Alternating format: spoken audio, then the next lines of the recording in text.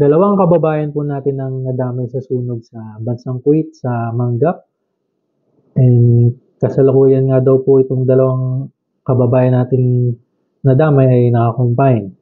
And sana naman ay maayos yung kanilang kondisyon para makabalik sila sa kanilang trabaho at makauwi sila ng maayos sa kanilang pamilya sa Pilipinas.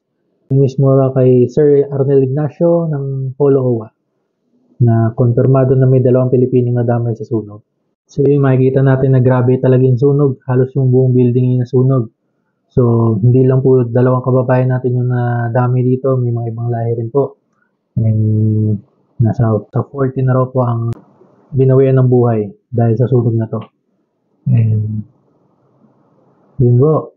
And sa mga kababayan natin sa ibang bansa na dapat rin po tayo mag-ingat. Huwag nating iwanan yung mga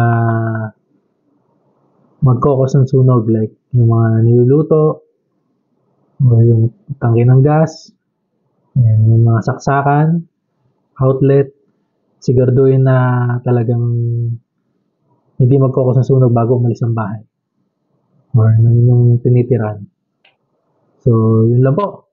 Hindi ka pa po napag-subscribe sa akin channel, mag-subscribe ka na para updated ka sa mga susunod pang i-upload. Thank you.